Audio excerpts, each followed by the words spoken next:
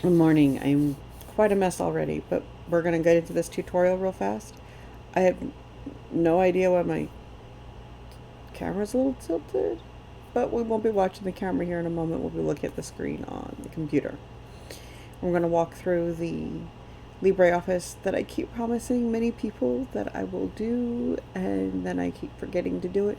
So I thought this would be a good way to integrate the LibreOffice tutorial with something that I need to get done.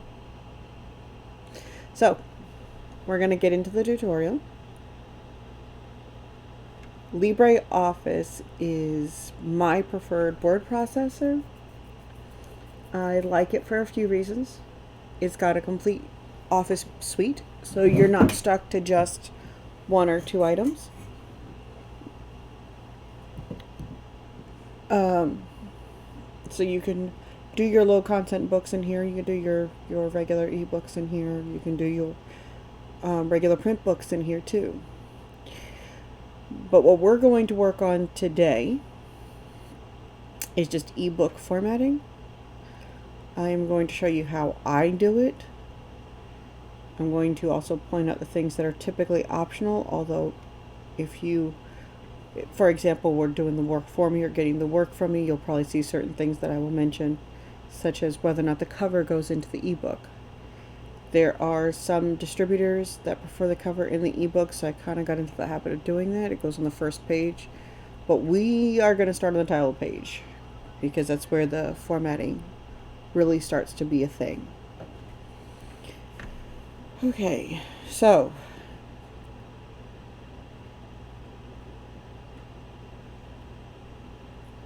um, ebook formatting in LibreOffice.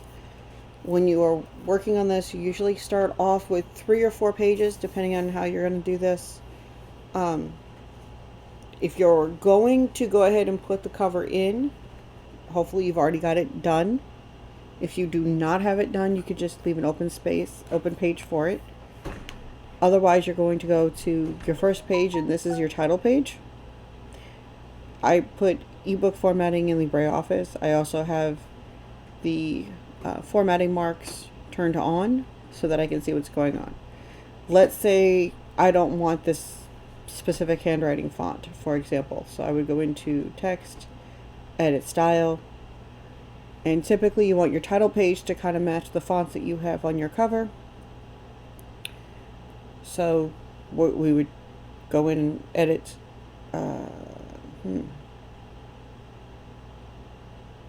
I am noticing that this is not going to be seen very well. So bear with me just a quick second because I want to show you the whole process.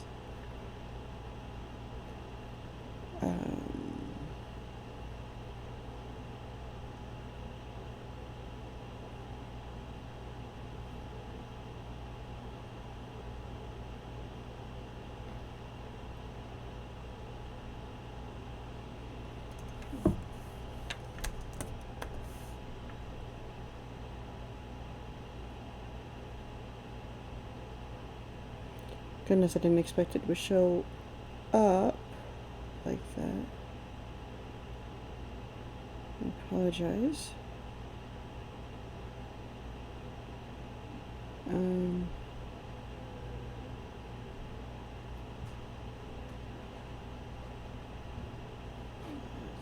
I am not entirely sure what. Okay. What is going on?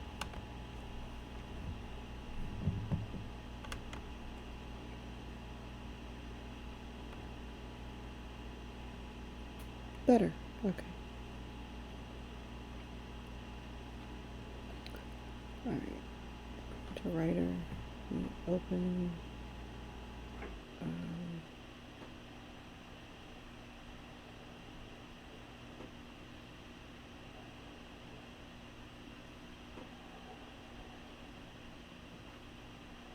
I apologize for this. This was not something I expected was going to be an issue.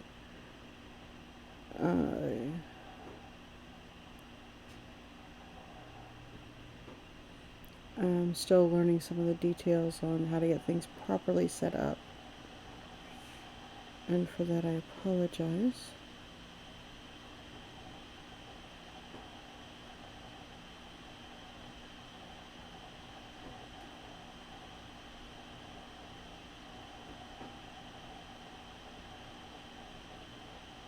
Let's see if I did that right.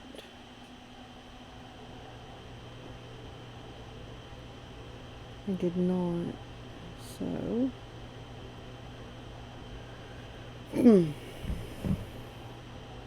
trying to find the right way for you to see what's going on is going to be a little bit more challenging than I would like it to be. And for that I apologize. I'm still learning the nuances. So, we want to edit the title. We're going to go down to where it says, we're going to drop down the title menu, or you can go up here where it says update selected title or selected style. I generally do the drop down menu, and then what you're not seeing is that there's a drop down that goes to title and it says edit style. And it's supposed to show you that I'm into a font options. Here we're going to pick, let's see, I have Fontaine for the name, so I would probably not be using Fontaine for the title, but let's, I do a lot of science fiction, so we're going to pick Impact as the title, and we're going to leave it at 36 points. And you can see those two, you can see where it says Lucidia handwriting and 36 points and bold at the top. That's all going to update here in a moment. And then you select it all and hit title, and it will update. But of course I'm saying that, and it's not updating. Not entirely sure why.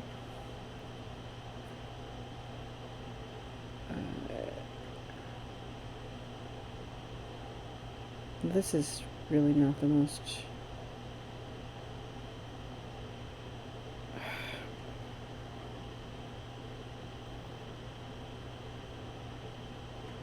I moved it to text body and then back to title. And I have no idea why it is not updating correctly.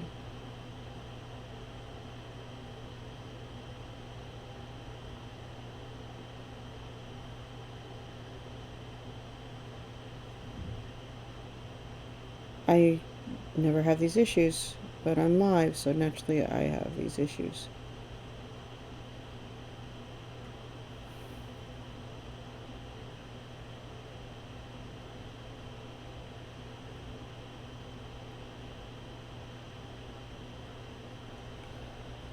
Okay, one solution. Delete, we've already got text, title, or typed. Select title. Ebook formatting for LibreOffice. And that works too. Okay, moving on. You typically want to use these up here, preferably this, when you're formatting your book. Okay. This is a copyright page, in theory. And in your copyright page, for those who need one, I can provide a template for a copyright page. On your copyright page, if you have an ISBN, you start off with the author name.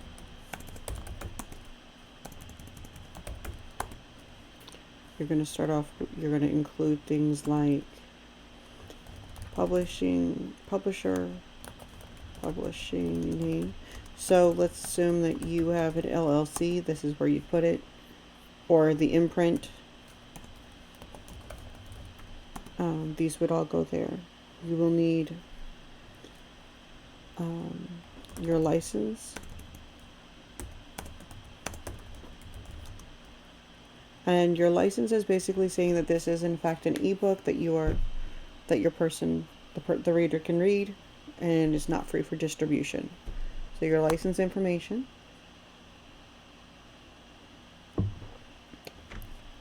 You'll ideally want an address. I personally have a P.O. box for this.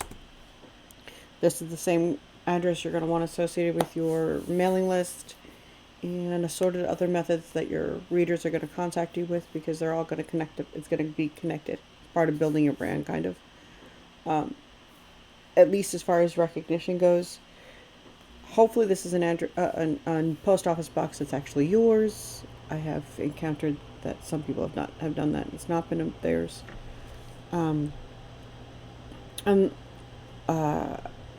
Really, a city and state is fine.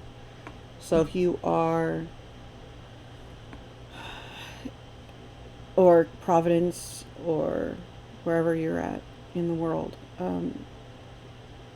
hypothetically, if your LLC is out of Delaware, you could just simply say Delaware, I don't know, Westchester County, Delaware, United States of America, and leave it at that. It doesn't have to be specific.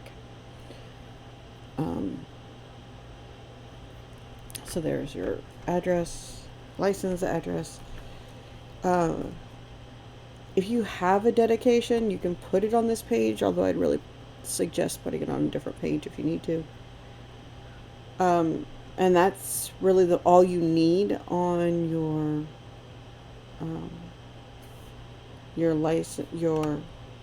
page. Now, it's up to you. I actually put my license before the publisher name, and then put the publisher name and imprint. And like I said, I can give you I don't mind sending out a copy of my copyright page. That is just fine. In here, all right, at the end of this page, you notice that it came right up. That was because what I had done was this: insert page break. You want to make sure that you click insert, and then in the drop down you select page break. Again, I am not entirely sure why you guys aren't able to see all my drop downs. I still need to work that out, and I will probably do an update on this video down the road. Okay, so now your table of contents, there's not much you can do with this. Okay. Usually in an ebook, the table of contents is also where I put my newsletter information, or I will, you'll do something with this at the end. You can't do anything with it now. So with this, I click 3 times, enter. That's what these carriages are. They're just enters. They won't be there when you're done, but they give you the space to work when you come back. And then you hit page break again. And that brings you down to the new page, which I've already done. And this is your newsletter page. At least this would be a newsletter page for me if I don't have it on the table of contents in an ebook. I don't do it that way for a print book. On print, I will actually include a QR code. That'll take them to my newsletter. And so that's pretty straightforward. And again, you just copy and paste that link and any information, perhaps a cover of the book that you're going to be giving away as your reader magnet, if you're doing it that way. And then that'll take them to the newsletter. And then here we are with the next page. So you've put in your newsletter, and this should be a page break. So you're inserting page break again. Okay, you can see my cursor at the top, and it shows you to insert the page break, and you're going to go down to the next page. Again, I've already done that. So we will go down to the next page, and this is for me a blank page. Not often with ebooks, but always with paperback. And then you have chapter 1. I am going to just copy and paste some random articles that I have already picked out, so bear with me a moment.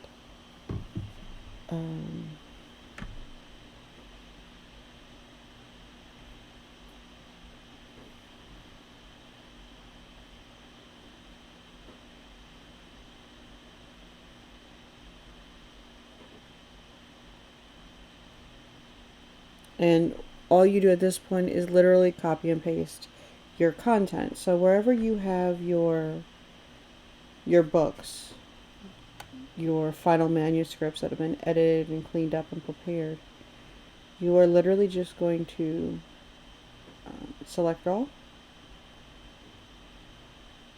and copy and then paste.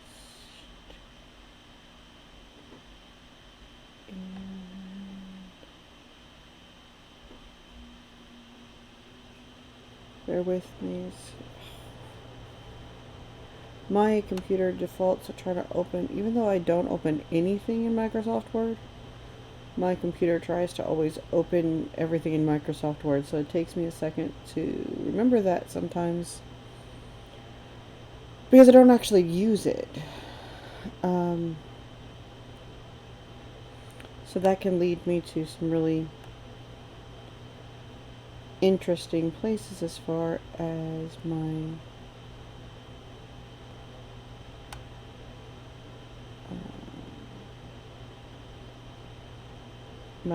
options, because I have to wait for the book to open, or for whatever it is to try to open, and then I have to tell it not to open. So it's a thing.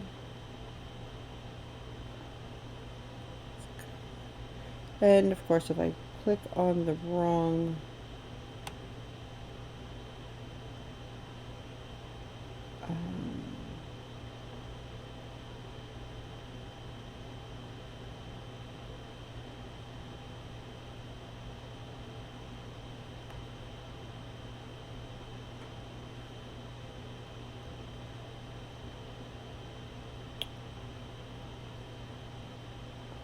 wrong file, because I was opening up a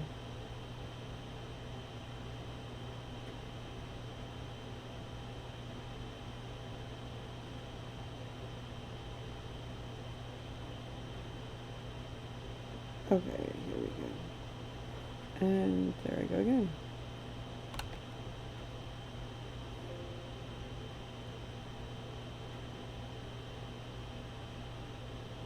I apologize, should have been much faster. I should have left it completely open. I don't know why I closed it in the first place. Okay, this is a really dated book, which is the reason why I picked it. I want it to be still useful, so it's useful. Okay, so chapter 1, we're gonna paste this in. This has a legal notice because it's a nonfiction book. Those I suggest, if you use them, you put them in the front and the back. This was a book that I had started writing years ago and just didn't decide it was going to be as useful as I wanted it to. It was supposed to be professional authors, so there's that. Okay, so we've copy and pasted and we've listed this as chapter 1. Okay, we're going to go down and I'm going to pick a good spot to call chapter 2.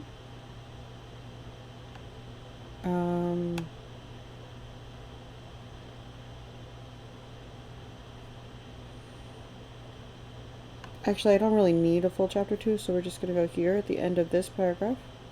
We're going to insert page break because it's just a good practice to get into. And we're going to put chapter 2 or conclusion. Okay, now, when we're doing our chapter headings, they all have to be heading 1. You need it to be heading 1. And at this part, your consistency is what's most important. So, you're going to go into your headings.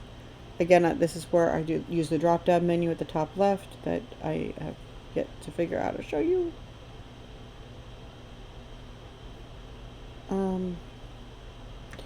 Actually, I think I do know how.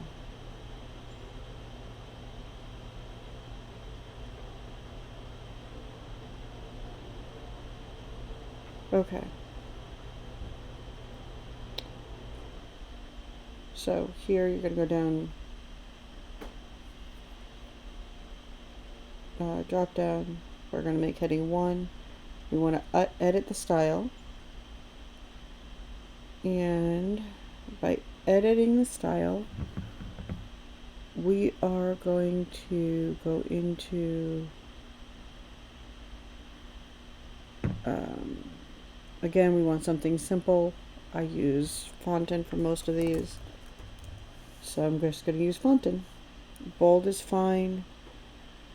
I usually don't change the size on the font, but above the paragraph, I will do a 1/2 inch. And below the paragraph, I usually do 1 to 2 inches, depending on whether I'm doing fiction or non-fiction. Never indent. Alignment for these should be left. And that gets applied. And you click OK. And you make sure that you have selected heading 1 for your first chapter. Then you go down to your next chapter.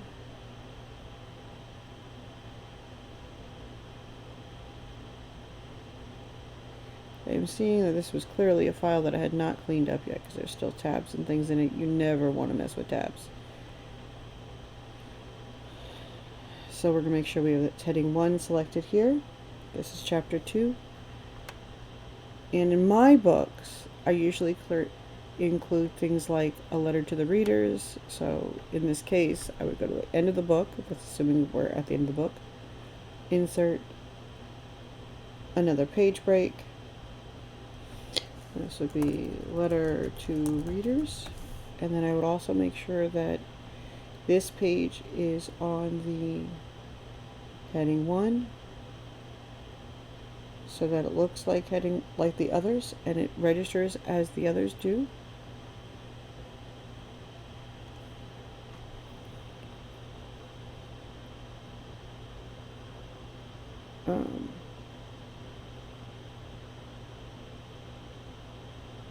Bear with me a quick second,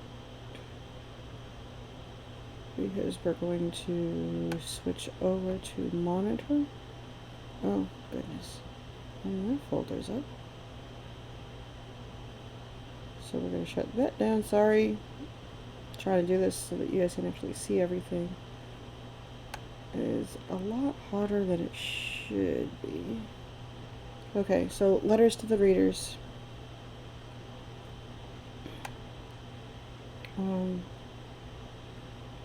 So you've got your chapter 1, your chapter 2. Sorry about that transition process.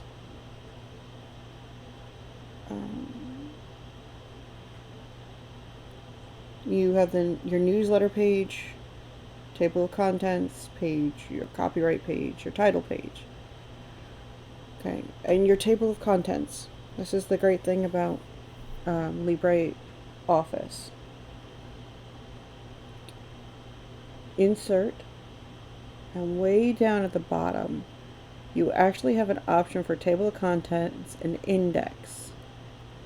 Okay, and there you have index, table of contents, comma, index, or bibliography. And that is your option for inserting your table of contents. And you're going to want to pick the style you want. I always have it protected against manual changes, entries. We want to click on hyperlink so that it has an indexed link. We want the background color to be white. And click OK. Now, you notice that there's a bit of a color gap here. Don't worry about that. That actually won't show up. It will show up in a print book. It will not show up in an ebook. Now, some people will tell you not to have page numbers in your or in your table of contents. To do that, you just hit Edit Index, and you would hit hyperlink, index link is correct, and then you come over here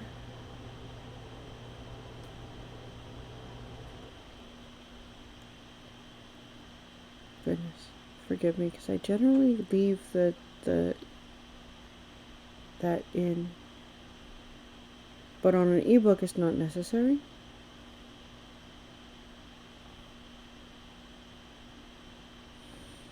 So there are plenty that will tell you it's not, but each of these, sorry I changed the color on that, didn't I? Yeah, I hit none. I did not mean to do that.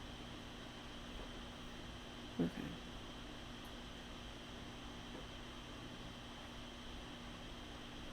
This is a clickable table of contents. You can click on it and it will take you to the right chapter heading.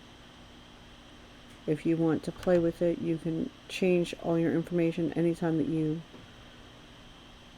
play with these, and you pick your information, your pages. They're always heading 1. And then you can, or pick your layouts. Okay. And then you can adjust as you see fit. And that's the essentials of a table of contents. And then of course you can take this off at the top and you've got your table of contents. It may take some fidgeting if you want to make sure that it looks completely white. I generally do. But it generally takes me some fidgeting to do it right. So that's basically it. You take your file, your ebook, you make sure the title page is in the way you want it to look, your copyright page gets included, table of contents. Make sure you've got your newsletter links. I usually use a blank page, leave a blank page. Unless you're including a dedication, then you can put that there. Then you go into chapter 1. You make sure that this is a heading 1 so that it shows up in your table of contents. And anything else you choose that you want to show up in your table of contents, you do. There is a page break between chapters. Chapter 2, heading 1 needs to say show heading 1, whatever you have set heading 1 to. And then between each page, you don't want this at all. You always want to insert a page break. Like I said, I hadn't cleaned up this file. So there's that. And then a letter to the readers, which is usually thanking them for your book, including any link to a review. Again, if you are going to request that they leave a review, make sure you word it correctly. Hopefully you enjoyed this book, but if you have any thoughts, please leave them in the reviews. I would love to see hear from you or something of that nature. Something plain and benign, if you will. Nothing that asks for a positive review or anything like that. So that's essentially the tutorial. I will definitely be doing an update to this as soon as I get some logistics figured out. I am looking forward to talking to you soon. Bye.